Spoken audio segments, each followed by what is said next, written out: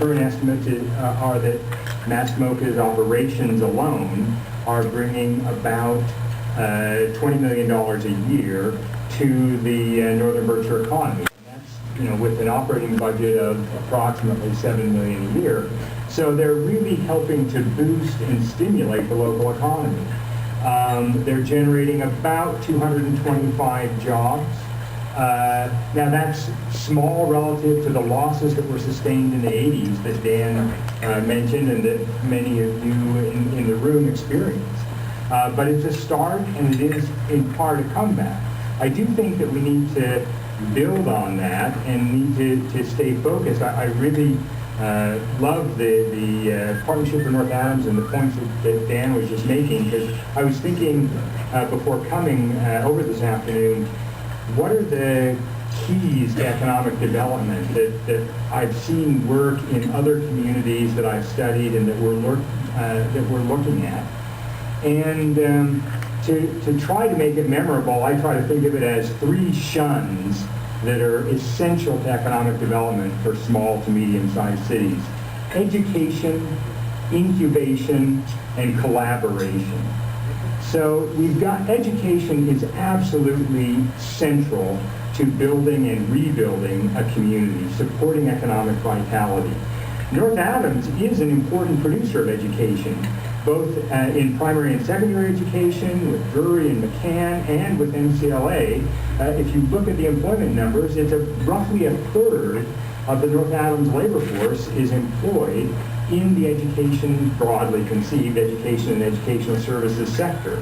So it's very important, and you cannot build a vital, growing local economy without having a strong education sector. That's absolutely essential. And I'm sure most of us in the room have been as pained as I have to see in other places, attacks on funding for education. And I know it's painful to pay taxes, but the taxes that we pay to support education are the seed corn that starts our economy growing. So it's absolutely central. Incubation, by that I mean promoting and helping to grow and develop new small businesses. I think that when I think about the future of North Adams, what I think of is having the goal of attracting lots of small enterprises, small to medium-sized enterprises. These are going to be places employing 10 to 50 people, but they can provide a diverse economic base from which the economy can recover and grow. And they will be in different sectors so that they're more robust to the shocks and changes that happen naturally in an economy. And Dan was just talking about that, and I agree 100% with that goal. And finally, the collaboration, I agree that also is a major part of the partnership, that we need to collaborate both between the different communities here in the county and between the organizations. One of the reasons I got so interested in the Northern Berkshire Community Coalition was that in our studies of the region that we did at C3D, we tried to look at, our original idea was to look and show how Massamoka was helping to rebuild and establish social networks and collaborations within the community.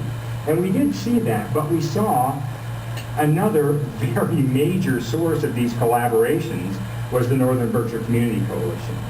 That is a really important part, and having the kinds of partnerships that Dan was just talking about and that the North Adams Partnership represents, that's essential if we're going to hold this together and get the economy growing.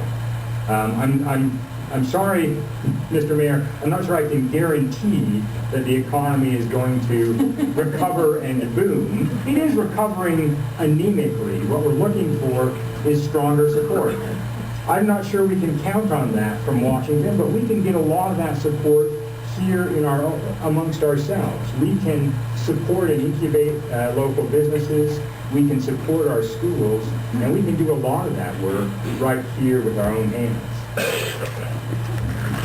Thanks, Steve. And I'm gonna mix up my own batting order and throw a follow-up at you right now, which is as we think about the economic development piece, how do we ensure that this community develops without displacing the low-income population, and how do we ensure that the population in greatest need is helped along the path out of poverty while ensuring that we do have a strong, closely knit safety net available to the members of our community who do need services and support. Well, let me say, there mixed into that question, there are a couple of different points. So one is the tremendous need of a number of families and people within the communities and within North Adams in particular. As Dan pointed out, the poverty rates are shockingly high, and this remains a serious problem. How to mend our torn and sometimes broken safety net, how to be supportive for families, that's an important issue, and we can talk about that. A separate issue is displacement, and while housing costs are a challenge, or remaining in the community can be a challenge for anyone who's trying to make do on an income below the poverty line, the data at least seem to suggest that displacement in North Adams is not a particularly severe problem. Believe me, compared to other communities that I've studied where the economic development and cultural economic development is displacing a large number of households, here in North Adams and in Northern Berkshire County in general, displacement doesn't seem to have emerged as a significant problem. I think it's something we need to be concerned and aware of and continue to monitor. But I think that efforts to build new housing, the existing housing stock that's in North Adams and other communities can be leveraged to make sure that there's room for everyone in our communities. But that doesn't mean that we don't need to pay attention to the safety net. The poverty remains a serious problem in the communities. The group that was honored today is rolling up their sleeves and doing a lot of great work, and many other partners and people affiliated with the coalition have done a lot. But fundamentally, we have to grow the economy. We need jobs, and we need to have a way for families to make an economic life for themselves here in the community. It also leads itself back to education, because that's where that's going to start. That's right, absolutely. If we want to grow ourselves out of this, it has to start with the education of our kids. And back to your point earlier, that can't be sold out, because that's where it's all going to start. It's creating jobs. So if we think about educational investment as a foundational piece of this, Dan, we know that these are challenging times for the community. We're facing difficult, painful choices about how to invest limited resources. How do we keep the community moving forward and weathering the current storm so that the community is in a strong position to really just rocket ahead when the economy bounces back?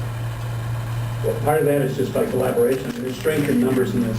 And, we talk about, I think to answer that, I've got to go back to your last question about displacement. We displaced a lot of jobs in the 80s. When we talked about jobs, Sprague Electric left. We had 12 other plants that left. Can you hear me back there? Normally, people have no problem at all. People are going, tune it down. How about now? Is that better? In the 80s, we lost, when Sprague left with about 3,000 jobs out of a workforce of about 10,000 people in the North Berkshire community at the time. We lost 30% of our jobs in one fell swoop. There were 12 other plants that either left the area or closed at that time.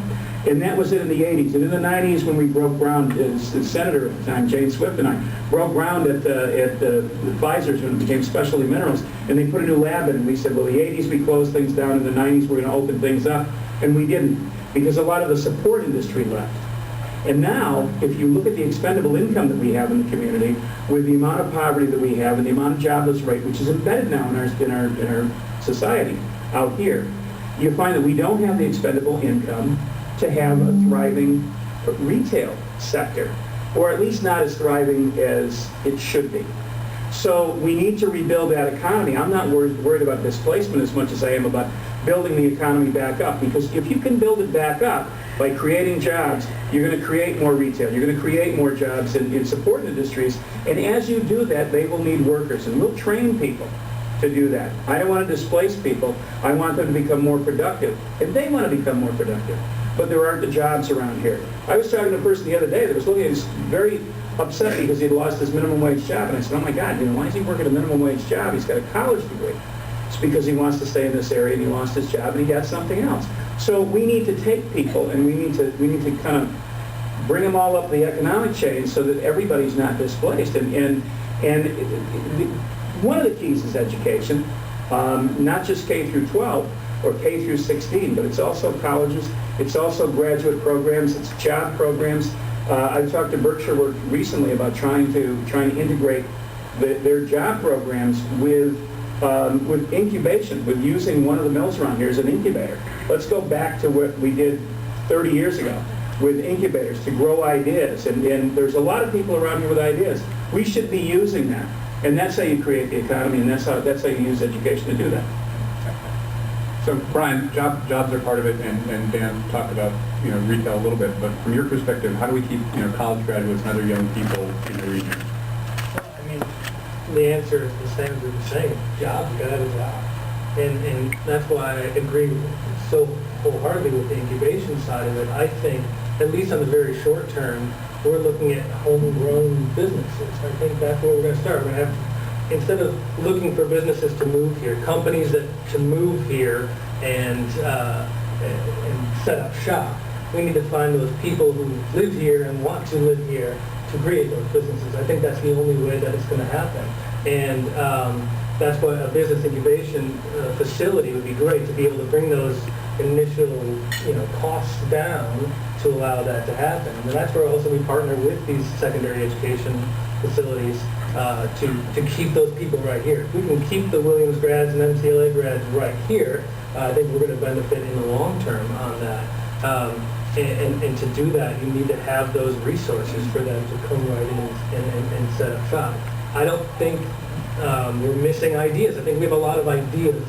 I think there's a lot of people here with a lot of ideas who want to create these businesses, be it retail or opening a restaurant or a widget factory, whatever it is. I think those ideas are here. I think if we foster that and can help that get off the ground, I think that's how it's going to have to stay here. And it's key because we have those people who are either live here and then go to school here, but then they leave.